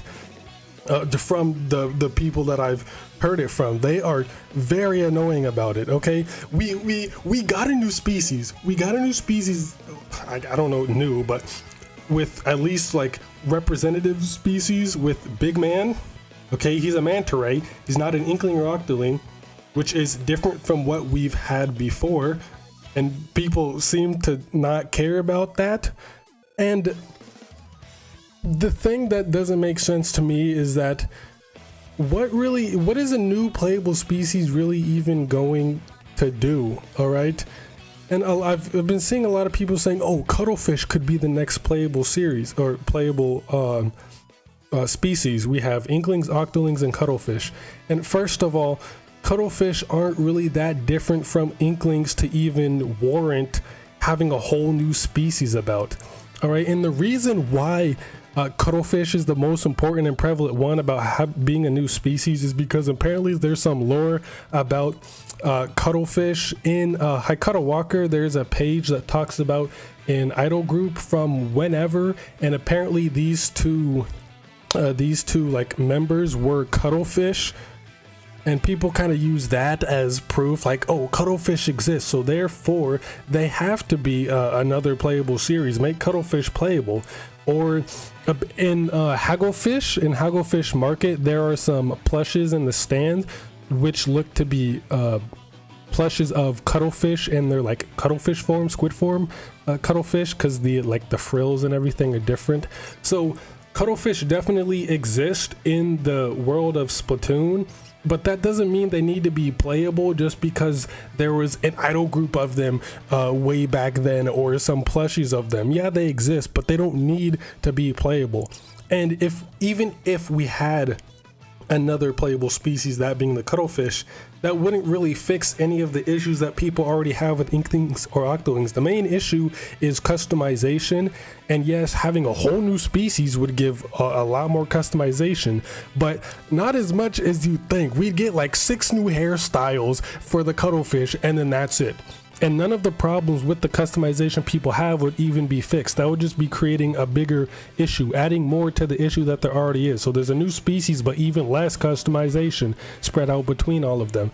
Like giving us, I understand wanting more customization, which I don't object. I would love some more customization, but adding a whole new species isn't the type of customization we need. If anything, let us have the ability to color the fingertips and hair tips of our Inklings or Octolings like in side order, or like in the concept art for Splatoon 3, in the art of Splatoon 3, I made a video on it. One of the Inklings had tattoos. Give us an option to have tattoos or piercings, facial hair, freckles, stuff like that. There's so many different types of like new customization options they can give us, rather than just adding a whole new species. That's not really going to solve anything. And if they did that, then they would have to build lore and somehow fit the cuttlefish, or the Cuttlings as they're calling it. That pisses me off so much. That word really pisses me off. Cuttlings, that sounds so fucking dumb. But if we were to add Cuttlings into the mix, they would have to somehow fit them into the story of Splatoon 4 if they were added in Splatoon 4, to fit them into the story of Splatoon 4 as well as the lore of Splatoon. And the lore of Splatoon has been pretty established by now across 3 games. Adding a whole new species to that, they would kind of have to retcon a whole lot of stuff that's already been cemented. And mind you, retcons aren't inherently negative or bad, but they would have to change a whole lot in order to make cuttlefish kind of make sense in the lore of Splatoon, since they didn't just show up out of nowhere. There's already kind of a little bit of lore about them with the 2 idols and then the plushes, so there's a little bit there already, just enough to like show that hey, they exist, but not enough for them to really make a significant impact. But they would have to make a lot of changes to the lore and just introduce an entire new species into the story and lore, and that would just get very messy and convoluted. They probably wouldn't have a lot of time or room to implement them, so that'd just be very messy and confusing. So I don't really see how that would work. And like I said earlier, cuttlefish wouldn't be too different from Inklings already. Squids and cuttlefish in real life are already very similar. Okay, so what's the difference going to be between Cuttlings? What, the eye shape, I guess, and the hair shape? That's about it. Like I said, we're only going to get like a couple of new hairstyles, and then that's it. Maybe they'll have like a different kind of mask, but that's really about it. There's really no reason to have a new playable species. Not every game needs to have some new revolutionary thing in it every single time. Okay, that's just not feasible. And the reason Octolings were even added to the game, and those, see, I feel like because we got a new species with the Octolings, people are now expecting another new species because we already got one. So saying like, oh, we already got one, why would they stop there? Why not keep on adding? Like, not everything needs to be built upon. Stuff can already be there and just be cemented as it is. Not everything always needs to be built upon all the time. We don't have to have constant progress on everything all the time. Sometimes it's better to just let things be as they are. This being one of them. And the reason Octolings were even introduced as a playable species in general is because they're already there in a big part of the lore since day one. They're already there and implemented in the lore and story since day one. Okay, about like the Octarians, Inklings versus the Octarians, the whole Great Turf War and all of that. That was already established. And then Octo expansion cemented Inklings into the game itself, with Agent 8 making it out of the Deep Sea Metro and into the Promised Land, aka Inkopolis. So now there's an Octoling in Inkopolis being Agent 8. So the other Octolings started to migrate to Inkopolis, and now Inklings and Octolings live synonymously. Come Splatoon 3, where Inklings and Octolings both live in harmony in Splatsville. So then Octolings are already there and a big part of it, so now they're playable. So I mean, that makes sense. Cuttlings, I fucking hate that word. Cuttlefish, having playable cuttlefish, where the hell did they come from? All right, there's like nothing about them in like Sunken Scrolls or the alternate logs, the stories, none of that. There's absolutely zero of anything about them there. The only thing we have is an outside source of media, being the Hakata Walker Octo expansion art book. So I guess they were at least considered there, and that's the thing too. They were in the art book, which means they're most likely scrapped content. Maybe they had an idea that they wanted to do with Cuttlefish and Cuttlings, but later scrapped it because they thought it was unnecessary or too hard to implement and didn't have any ideas or whatever. So just because they're there in the lore or in the art book doesn't necessarily mean they will eventually show up in a game. That could have just been a scrapped idea that they had and then decided that it's unnecessary, so they're just not going to do anything with it.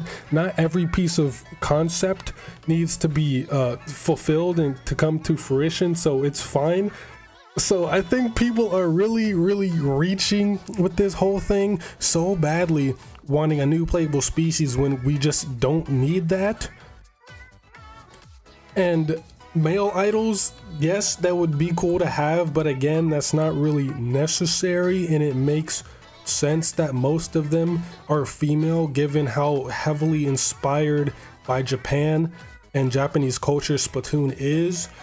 So it just makes sense. And then we got a male idol and people didn't care about him just because he's not an Inkling or Octoling. That doesn't really make any sense to me. All right, Big Man, I think he's pretty cool. All right, a big ass manta ray that just says "A" and makes music. That's kind of cool, I guess. But I don't know, the obsession with having male idols and a new playable species just doesn't really make a whole lot of sense to me. I'm sorry, but I've been waiting to rant about this shit for the longest time, especially this stupid ass cuttlefish shit.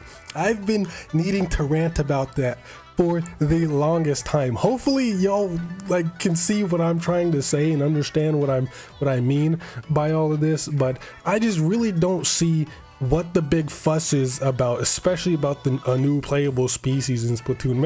Male idols, sure, y'all can have that, that's fine, I don't really care. But a new species, come on, now y'all are just asking for too much, because this is the exact same thing that happened with Smash, bro. They give us, like Sakurai gave us all of these characters, okay? Come Smash Ultimate, he gave us all of these characters, 70, 80 something characters. That is a lot of fucking characters for a fighting game, all across many different franchises and series and games and all of that. And he put in characters we've been asking for, people have been asking for since Melee, okay? All these characters from across everywhere got in, and people were still complaining that, oh, why didn't this character make it in over this one? It's not, bro, you can't have every single character ever created in gaming make it into the game, okay? Just because you ask for it doesn't mean you're going to get it. That's not how it works. Do you not know how much work Sakurai already put in just to have Smash Ultimate the way it is? All right, we already have all of these characters and people are still mad that certain characters didn't get in. Obviously some characters are going to be left out. Like, people will get their expectations too high and expect too much and then get mad when they aren't met. So they're constantly disappointed, and there's this like constant vendetta against the series because they don't have this in the game or that in the game. People expect way too much, and then they're just never satisfied. That's kind of what I feel like is happening here with this whole like cuttlefish thing and new species. We don't need that. Just because you want it doesn't mean we need it or it has to happen. I don't understand. Maybe I'm just wrong. I highly doubt it, but all this shit makes sense to me. Hopefully it does to you, but I just really needed to rant about this. I've been waiting way too long to say something about this stupid cuttlefish shit. So I'm sorry, but I'm not sorry. I had to say this, and that's how I feel. Male idols, sure, we can have more of those. I really don't care. I prefer the female idols. I wouldn't mind if we got male idols. It really doesn't affect me either way if we got male or female. But as for the new species, especially the cuttlefish, shut the hell up about that shit. It's not happening. It doesn't need to happen. It's just stupid in general. But yeah, that's really about it. See you next mission and play some goddamn Splatty.